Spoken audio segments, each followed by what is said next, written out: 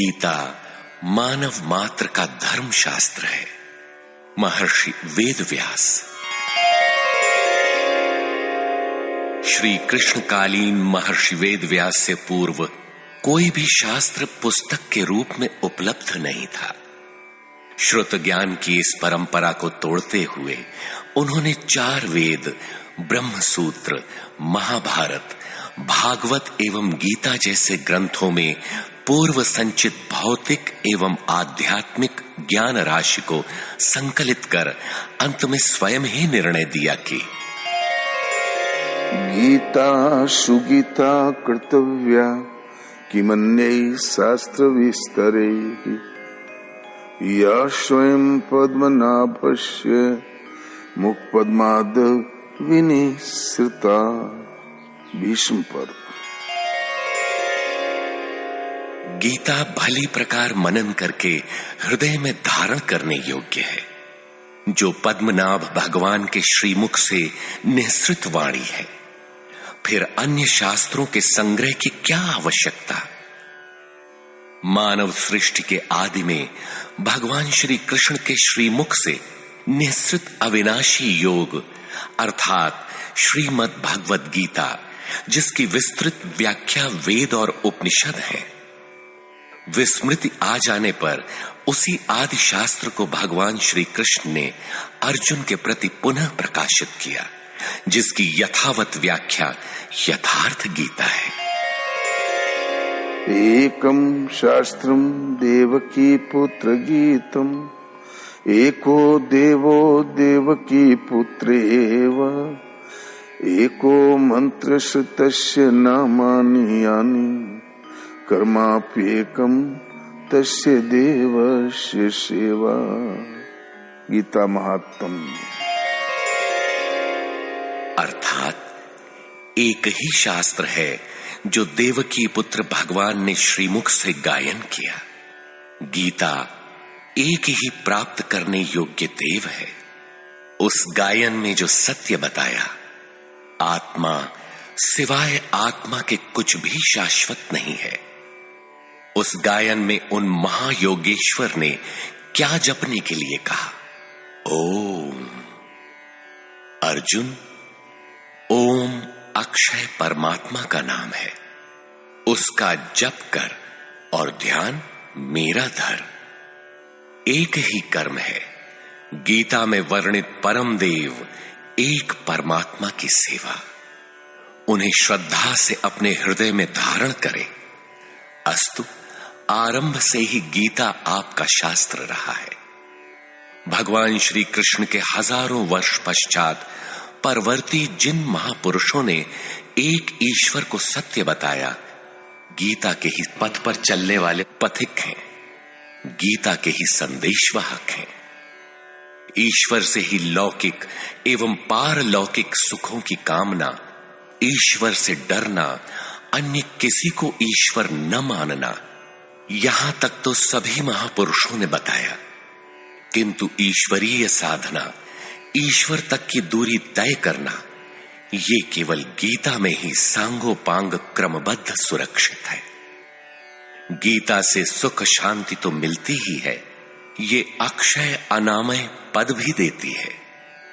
देखिए श्रीमद् भगवद गीता की टीका, यथार्थ गीता।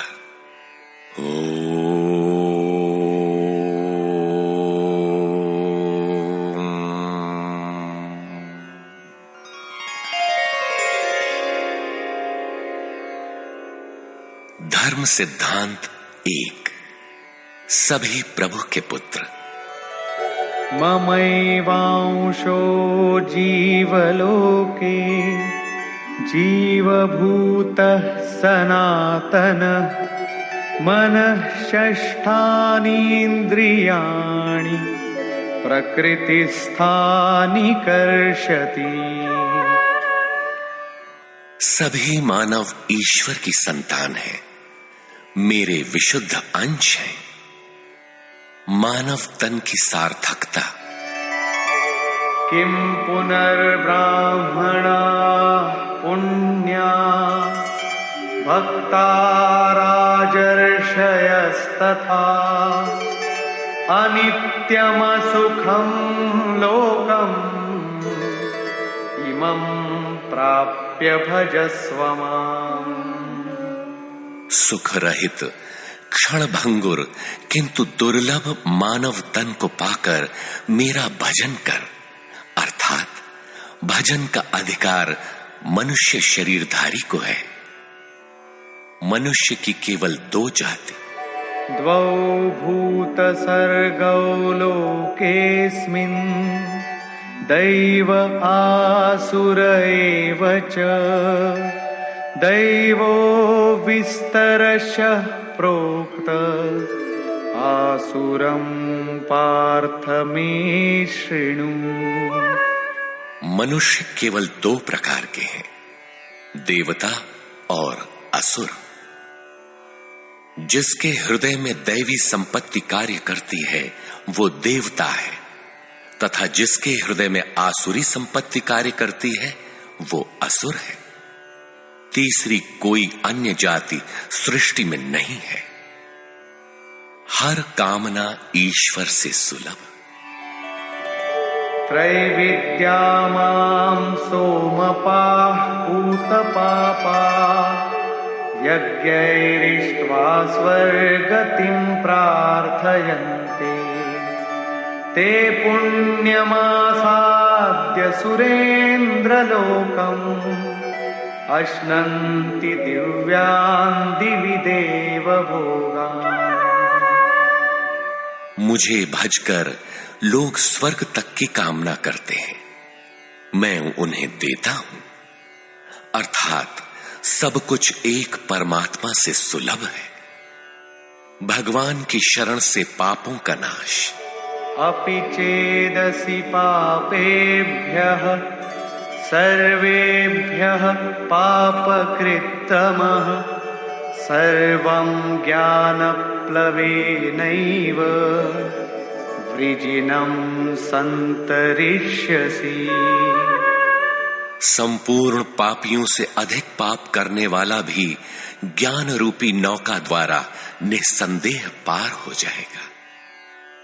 ज्ञान अध्यात्मज्ञान नित्यत्वम् तत्त्वज्ञानार्थदर्शनम् एतज्ज्ञानमिति प्रोक्तम् अज्ञानम् यदतोऽन्यथा। आत्मा के आधिपत्य में आचरण, तत्व के अर्थ रूप मुझ परमात्मा का प्रत्यक्ष दर्शन ज्ञान है, और इसके अतिरिक्त जो कुछ भी है अज्ञान है। अतः ईश्वर की प्रत्यक्ष जानकारी ही ज्ञान है। भजन का अधिकार सबको। अपि चेत् सुदुराचारो भजते मामनन्यभाक् साधुरेव समन्तव्यः सम्यग् व्यवसितो हि सः।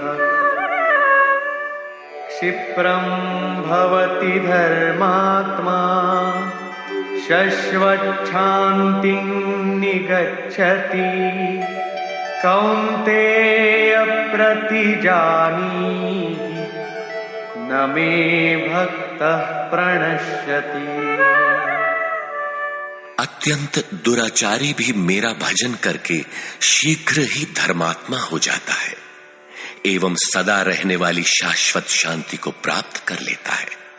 अतः धर्मात्मा वो है जो एक परमात्मा के प्रति समर्पित है, और भजन करने का अधिकार दुराचारी तक को है। भगवत पथ में बीज का नाश नहीं। नेहाभिक्रमनाशोऽस्ति प्रत्यवायो न विद्यते स्वल्पमप्यस्य धर्मस्य त्रायते महतो भयात्। धर्म अर्थात आत्मदर्शन की क्रिया का स्वल्प आचरण भी जन्म मरण के महान भय से उद्धार करने वाला होता है। धर्म अपरिवर्तनशील है। ईश्वर का निवास। ईश्वरः सर्वभूतानां हृद्देशेऽर्जुन तिष्ठति भ्रामयन् सर्वभूतानि यन्त्रारूढानि मायया। ईश्वर सभी भूत प्राणियों के हृदय में रहता है, तो शरण किसकी जाएं? तमेव शरणं गच्छ सर्वभावेन भारत तत्प्रसादात् परां शान्तिं स्थानं प्राप्स्यसि शाश्वतम्। संपूर्ण भाव से उस हृदयस्थ एक परमात्मा की शरण में जाओ, जिसकी कृपा से तू परम शांति शाश्वत परम धाम को प्राप्त होगा। यज्ञ। सर्वाणीन्द्रियकर्माणि प्राणकर्माणि चापरे आत्मसंयमयोगाग्नौ जुह्वति ज्ञानदीपिते।